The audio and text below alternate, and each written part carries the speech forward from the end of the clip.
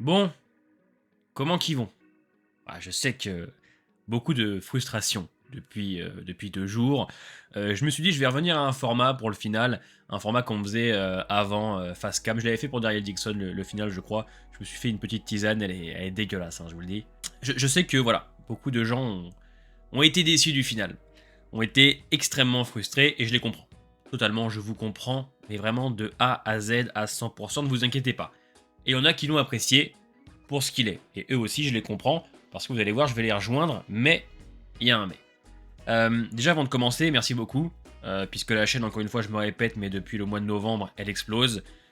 Tout se passe bien pour moi, financièrement, ça va mieux. Attention, hein, je suis pas devenu millionnaire, mais je dois admettre que je m'en sors un peu mieux, donc ça prouve qu'il y a une belle évolution. On travaille toujours l'épisode pilote, voilà, on continue, de belles choses vont arriver. On a Fallout la semaine prochaine, on a The Boys de saison 4 qui va arriver, le spin-off de Game of Thrones avec sa saison 2, Daryl Dixon qui va reprendre, petite vidéo demain, réaction sur le sneak peek. Donc voilà, il y a encore de belles choses. Je vous remercie, du coup. Et surtout, c'est pas grave. Je sais que beaucoup sont déçus, beaucoup sont frustrés, mais c'est pas grave. C'est pas grave les amis, parce que le plus important c'est les rêves qu'on s'est mis plein la tête et tout ce qu'on a vécu ensemble jusqu'au final de The One Who Live. C'est terminé actuellement pour Rick et Michonne, mais l'aventure continue. On va retrouver Daryl, Isabelle et Carol. On retrouvera Maggie et Negan. Voilà, on sait qu'il y aura sûrement plusieurs saisons de ces shows-là, donc on va pouvoir se rassurer et se dire qu'il y a encore du Walking Dead sur plusieurs années. On est déçu de cette fin, bien évidemment, qui le reste, même si vous verrez, mon avis a changé sur les 2 jours. C'est une fin rushée, c'est une fin bâclée, on peut pas le nier. Voilà, ça je suis d'accord avec vous, c'est une évidence, mais c'est un final qui propose aussi des choses très intéressantes et très sympas dont on va revenir dessus. Le voyage pour en arriver là, il a été incroyable, puisque là je sais que certaines personnes remettent tout en question. Oui, alors entre parenthèses, assis-toi puisque je pense que la vidéo va durer longtemps. Donc va te chercher un truc à boire, ce que tu veux, assis-toi dans ton canapé, pose-toi, prends carrément cette vidéo comme un podcast, puisque ça va être presque ça. Donc si tu t'attends à une vidéo de 10 minutes, je pense pas. Donc je disais, effectivement, on a rêvé pour en arriver là, on a théorisé ensemble le soir en live, il y avait plus de 300, 400 personnes, on a fait des théories de dingue, on a rêvé, on y a cru, et c'est une très bonne chose puisqu'on n'a pas rêvé tout seul, on nous a aidés. Je veux dire, la CRM, la Civic Republic, est teasée depuis la saison 8 de The Walking Dead. Elle est passée par Fear the Walking Dead. Elle a même eu presque sa propre histoire avec World Beyond et les adolescents. On nous a teasé un grand méchant, on nous a fait croire des choses, et c'est vrai, on peut pas le nier. Mais à côté, The One Who Live, disons aussi les choses, ça a été vendu comme une histoire d'amour épique sur Rick et Michonne, avec aucune info sur une potentielle saison 2, avec des acteurs qui parlaient très souvent de conclure leur personnage, donc là-dessus, on peut pas leur enlever que ça a été extrêmement bien fait. Parce que Rick et Michonne, pour moi, sont excellents de A à Z, leur dramaturgie, leur dialogue, Andrew et Danny qui subliment avec un acting exceptionnel, ça, on peut pas le nier. Il y a un début, un milieu et une fin pour eux. Alors une fin pour moi qui reste un petit peu trop rapide et brutale, avec le retour de RJ et Judith. Je vous cache pas que je m'attendais à quelque chose de beaucoup plus fort, beaucoup plus grand. Là, c'est très rapide, 2 minutes on les retrouve et salut, au revoir. C'est pas grave. En tous les cas, ils ont une belle fin, qu'on le veuille ou non, une belle conclusion, mais à côté ça pêche. À côté ça pêche, puisque certains vont nous dire « Oui, mais Grimes, tu comprends, c'est une série sur Rick et Michonne. » Et je l'entends tout à fait, et je suis d'accord avec ça. C'est l'histoire principale de ce spin-off. Rick et Michonne. Mais ne conclue pas alors ta CRM aussi facilement après autant de teasing sur ces dernières années. Tu en fais une série télévisée, World Beyond, tu l'installes dans Fear, on l'a vu aussi dans Walking Dead. Donc le souci actuellement avec The One Who Live, c'est que c'est un très bon spin-off. Les 6 épisodes pour moi sont très bons, mais avec une fin qui est bâclée parce qu'il fallait offrir une conclusion à Rick et Michonne. Mais comme si d'un côté on s'était dit, on sait pas trop quoi faire pour la suite, on va peut-être conclure la CRM. Et ben je pense qu'on aurait pu faire les choses autrement. On aurait pu faire rentrer Rick et Michonne, mais garder Bill, Thorne et la CRM. Trouver une solution. Il y a toujours des solutions. Que j'ai reçu des commentaires pour me dire « Ouais, mais si la CRM avait gagné, on n'aurait jamais pu les combattre. » Mais vous savez, il existe des scénaristes. On peut toujours raconter des histoires, toujours, il y a toujours moyen de faire quelque chose. Et le souci, c'est que on a préféré donc évincer Bill, évincer les hauts gradés, et que les civiques retrouvent donc les pleins pouvoirs. Faut savoir que la CRM n'a pas été entièrement détruite. Ça, il faut que les gens le comprennent bien. C'est pas l'armée qui a été détruite. C'est une partie des hauts gradés et le major, donc son idéologie. Mais, comme il a expliqué, il reste 3 choses très importantes. Dans 14 ans, normalement, c'est finito pour les humains. Il y a un problème de ressources. Deuxièmement, il y aurait des méga-hordes. Et troisièmement, il y a bien évidemment des espions un peu partout dans les grandes communautés. Donc il est fort probable qu'il y ait des espions au Commonwealth. Certains pensent que c'est Lens. On en parlera la semaine prochaine dans l'avenir de la CRM. Parce que même si on a conclu Bill et les siens à Portland, etc., il reste encore des petites choses à éclairer. Et peut-être que par la suite, je dis bien peut-être, puisque pour moi Rick et Michonne c'est vraiment la conclusion des deux, il se peut que plus tard il y ait un crossover. On a Andrew ou Danny qui disent que ce n'est pas impossible, Gimple dit qu'il a des idées mais rien sur la table, mais je pense qu'avec une fin comme ça, il faut aussi se dire, c'est terminé, Rick et Michonne c'est fini, on passe à autre chose. On a eu notre début, notre milieu et notre fin, voilà, on a envie de les revoir bien évidemment, on a une saison 2, mais je pense qu'il faut aussi se dire, ils sont déjà revenus, c'est une bonne chose. On leur a offert une conclusion, un happy ending que les personnages méritent, et voilà. Il y aura d'autres personnages, d'autres histoires. On n'est pas toujours obligé de faire tout ça avec Rick, même si c'est dur à dire. À un moment donné, je pense qu'il faut que les acteurs aussi tournent la page. Au moins, il y a une conclusion, et je pense que c'est le plus important. Il y a aussi pas mal de gens qui remettent en question carrément les 6 épisodes. Non.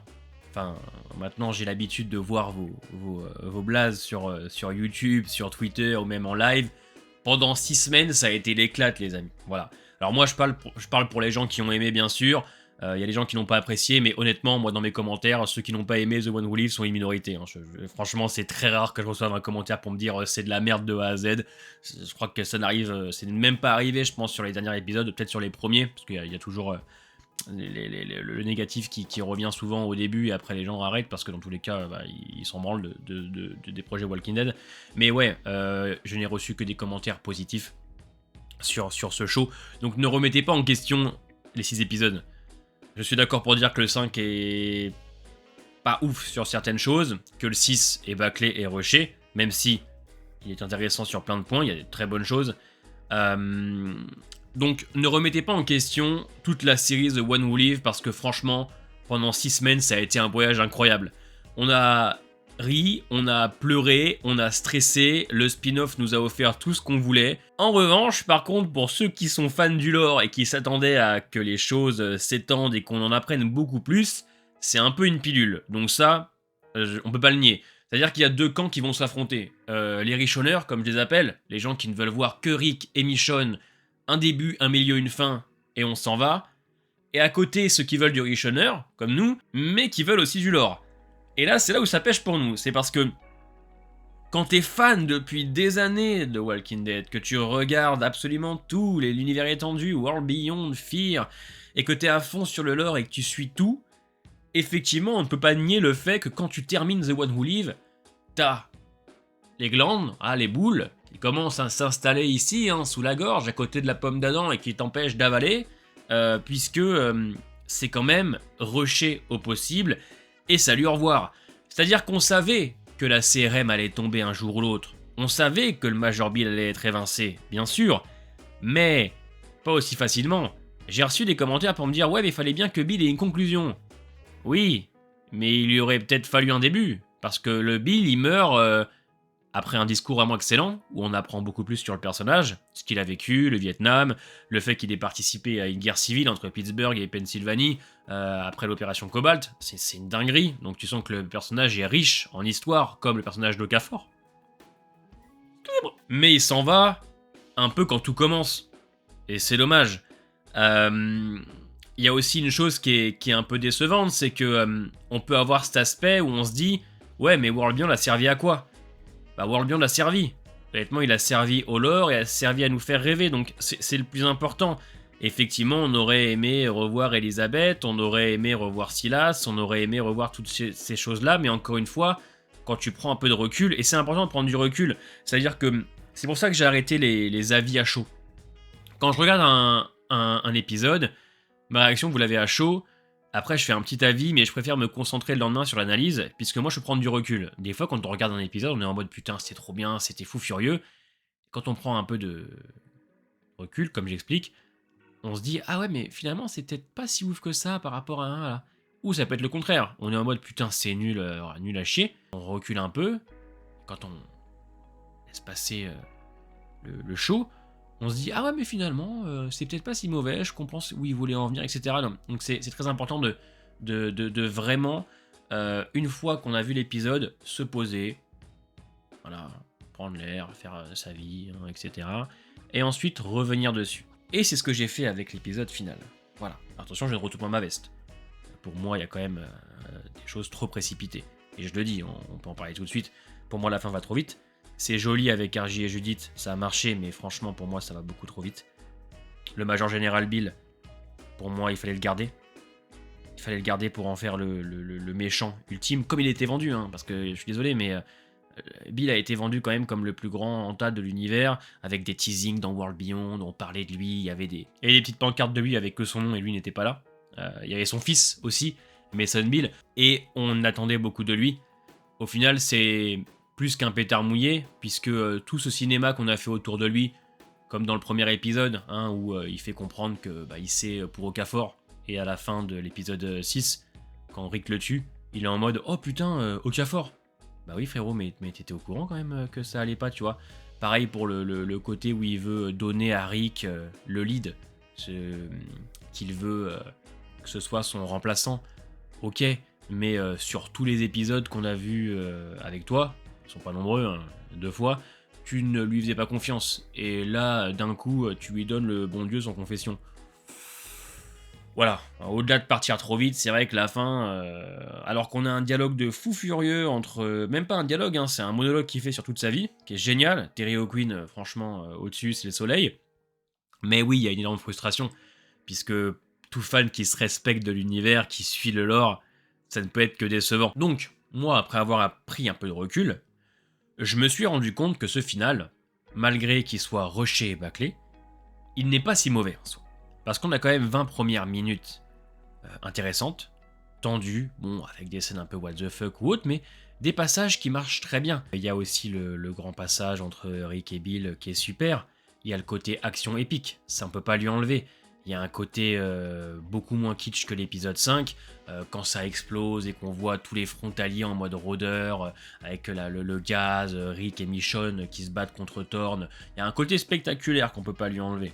Ça c'est vrai, bien filmé, bien rythmé, peut-être même trop rythmé. Hein, si l'épisode avait duré, je sais pas, une demi-heure en plus, ou qu'on était parti sur un format de 8 épisodes, ou même 10, je suis sûr qu'un final comme celui-là, on l'aurait plus accepté. Si on était parti sur un format de 10 épisodes, et qu'on avait gardé toujours Rick et Michonne au centre de l'histoire, toujours Rick et Michonne au centre de l'histoire, mais Bill et Thorne en tant que secondaire avec la CRM, et qu'on aurait fait plus de développement autour de ça, je pense qu'on aurait accepté un peu mieux l'épisode final. Parce que le souci c'est que la CRM, on la quitte dès l'épisode 3, on revient, on fait tout péter, et puis les civils récupèrent le lead. Donc oui, il y a un sentiment de rush, peu importe ce qui se passe, il y a un sentiment de rush parce que peut-être que pour Rick et Michonne, ce n'est pas un format de 6 qu'il fallait, mais peut-être 8 ou 10, pour faire quelque chose de légèrement plus développé et de moins rush. Parce que oui, l'épisode final, c'est pas un mauvais épisode en soi, ce serait, je pense, exagéré de dire ça. Frustrant, oui. Bâclé, oui. Rushé, oui. Mais avec, je pense, des qualités qui sont indéniables. L'action, la réal, la tension, la peur, les retrouvailles, l'émotion, la conclusion. Ouais, oui, il y a des bonnes choses. Mais par contre, pour le lore, pour les installations depuis des années, c'est une belle pilule. Et je pense que laisser des choses en suspens, bon, il y a des choses en suspens, mais je veux dire par là que si on doit faire revenir la CRM, les idéologies de Bill avec un nouveau boss ou un nouveau chef, bah en vrai, j'ai moins d'investissement, puisque premièrement, les frontaliers qui vont faire péter Portland avec le Major, censé être un peu l'élite. Bon, ils préfèrent garder leur gaz à côté du meeting et se font exploser par 2 personnes, se font exploser par l'amour, hein, parce que c'est ce que le spin-off véhicule et ce final aussi.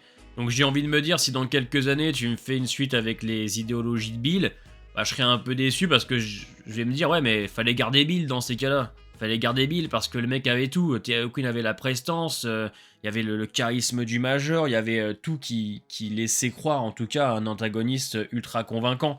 Peut-être que les pro-Bill vont essayer de se venger par la suite, et puis on sait qu'il y a l'autre problème, hein, les méga-hordes, les ressources.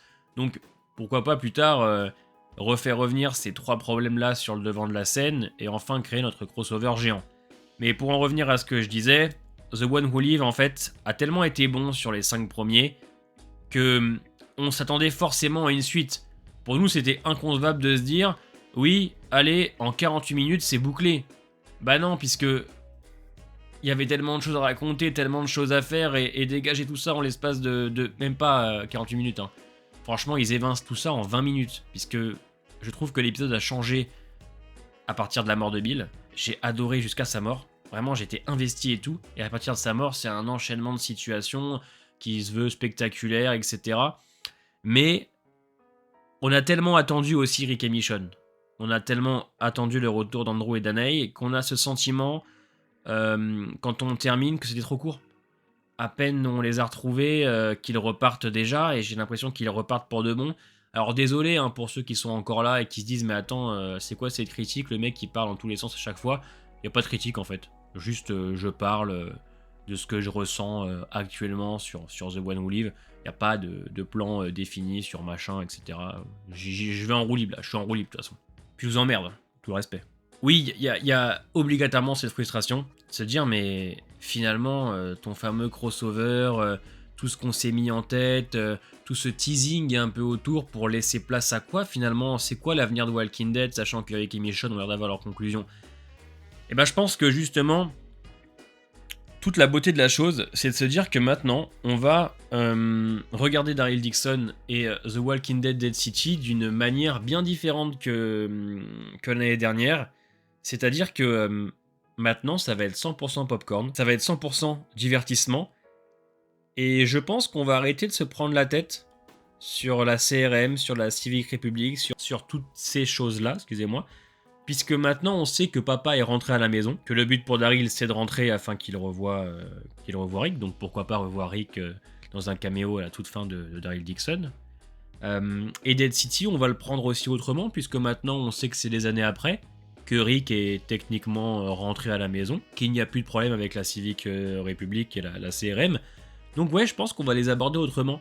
Peut-être plus détendu, avec moins de questions en tête. On se laissera guider donc par ce que vont raconter les spin-offs, et on se prendra pas trop la tête sur l'après.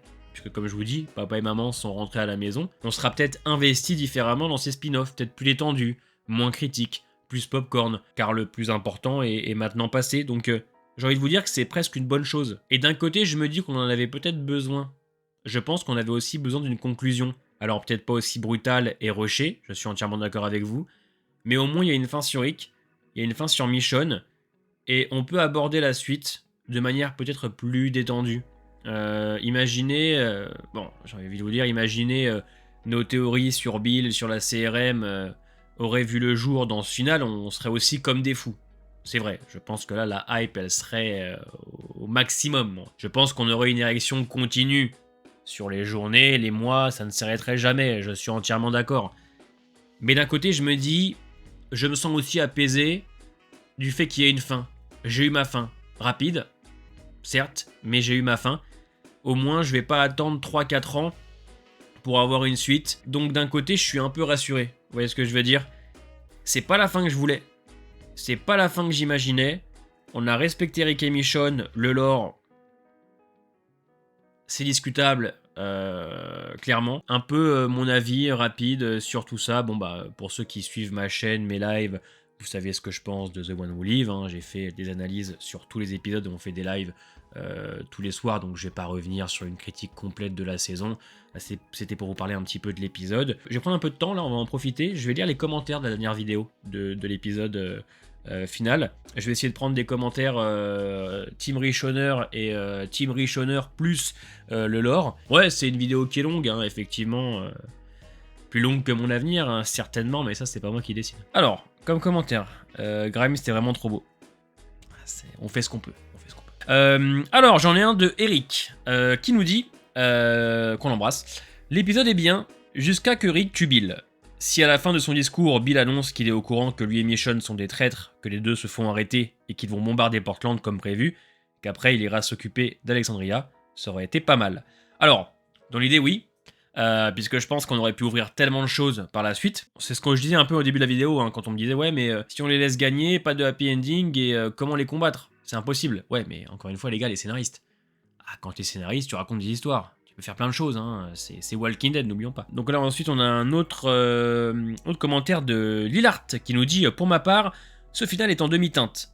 Bien que je ne suis absolument pas surprise, Danae avait dit plusieurs fois dans des interviews que si elle revenait, ce serait pour conclure son personnage, et ça c'est vrai. À mon avis, avec l'accord qui a été passé, c'était ok, je reviens, mais une saison pas plus, ce qui explique le backlash des 20 dernières minutes.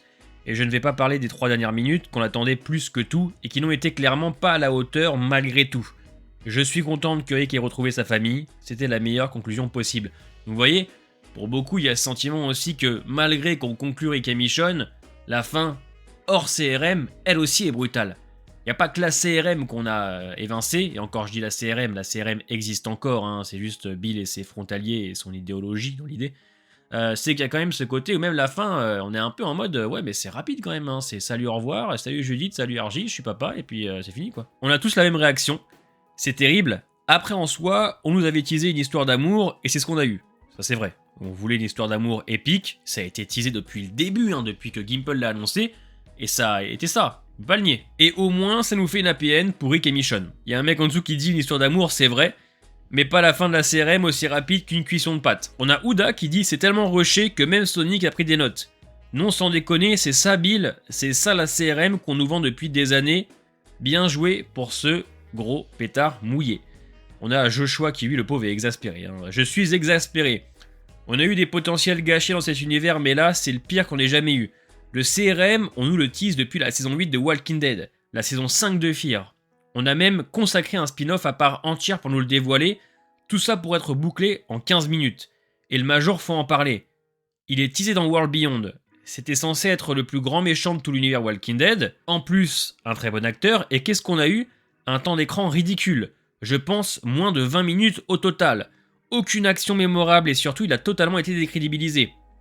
Sérieusement, il se fait tuer en 2 secondes, de manière ridicule. Rick l'enferme dans une boîte et même en rôdeur, il n'a pas été crédible avec sa démarche d'ivrogne auquel on aurait cassé les 2 jambes. Calme-toi. Ensuite, la scène de l'explosion, c'était ridicule. Niveau Fear en termes de crédibilité. La mort de Thorne, ridicule aussi. Et enfin, des retrouvailles plates sans émotion. En bref, ils avaient toutes les clés en main pour nous offrir un final grandiose, et à la place, ils ont fait tout ce qu'il ne fallait pas faire. Bref, je sais que je vais me faire engueuler, mais je suis désolé, là, on nous l'a vraiment mise à l'envers. Ça s'entend. Tout le monde le dit en dessous, ne t'excuse pas, on confirme. Je vais prendre un commentaire de personnes qui ont kiffé, ok ? Personnellement, je kiffe l'épisode. C'était rapide, mais la chute de la CRM en tant que telle se tient, je trouve. Il y a plusieurs facilités. Survivre à une bombe sous un drapeau, l'explosion de la grenade, après on a pardonné l'explosion du pont, et au cas fort. Ma seule déception, c'est les retrouvailles dans un champ. Comme je disais sur le Discord de Tokoi, si cet arc n'avait pas été teasé depuis 6 ans, on aurait peut-être mieux reçu cet épisode, je pense. Alors j'en ai un autre, de la boule fraîche, qui dit « Incroyable la fin pour Rick et Michonne », mais fin nulle pour la CRM, mais merci Andrew Lincoln pour toutes ces années à nous faire frissonner. On a un commentaire de Lamo qui dit « Les gens oublient qu'ils ont commencé à regarder The Walking Dead avec un homme à la recherche de sa famille et à les retrouver. » Et ça s'est terminé de la même façon. C'était beau à la fois pour l'histoire et pour le personnage. J'ai quand même le sentiment que tout ce qui se passe autour de la CRM a été conclu très vite, mais l'objectif final était toujours de la réunion de Rick et sa famille, et nous l'avons eu, donc je suis content. Tout le monde a un peu le même sentiment, mitigé, on aime bien les retrouvailles, la fin, le happy ending, mais tout ce qu'il y a autour avec la CRM, c'est un peu du gâchis. Donc voilà, c'est un mélange de tout ce que j'avais dans la tête depuis hier. Du coup, pour finir, The One Who Live était une très bonne série. Une très bonne fin pour Rick et Michonne, une conclusion malheureusement trop brutale et rapide pour la CRM, qui peut revenir par la suite, mais je pense qu'on sera clairement moins investi au vu du côté très bâclé de la chose. Mais voilà, moi ça m'empêche pas de suivre maintenant Daryl Dixon ou Dead City, comme je vous l'ai dit, on sera peut-être plus détendu avec ces spin-offs là. C'est-à-dire que, comme j'explique, on aura ce côté où maintenant on sait que papa est rentré à la maison, donc on se prendra plus la tête. Mais encore une fois, avant de se quitter, ne vous empêchez pas de rêver. Je sais que vous êtes déçus, certains sont frustrés, mais c'est pas grave, le voyage a été incroyable. C'est le voyage le plus important, j'aurais aimé qu'à l'arrivée, on soit aux Bahamas. Bon, on est arrivé à Melun, c'est pas pareil, c'est pas du tout le même décor, c'est pas la même ambiance, mais c'est pas grave, puisque, les amis, ça fait 4 ans qu'on rêve, 4 ans qu'on a passé des moments, il y a de la poussière terrible ici, de fou, et on va encore en vivre, c'est pas terminé, je pense que Daryl Dixon saison 2 aura son lot de surprises, pareil pour Dead City. Donc restez confiants, je continuerai à vous faire rêver, j'ai plein de vidéos qui arrivent sur la chaîne, j'ai le projet qui me tient à cœur et que j'aimerais vous sortir pour 2025. Donc voilà, pour cette petite vidéo qui est peut-être carrément longue pour rien, mais je m'en branle parce que c'est ma chaîne et je fais ce que je veux. On se voit demain pour Daryl Dixon saison 2, Book of the Carol, Returns machin. À mon avis, saison 3, on verra carrément plus le poster, tellement il y aura de mots sur l'affiche. Je vous embrasse, je vous dis à demain, portez-vous bien, et Bill, bah, merci d'être passé.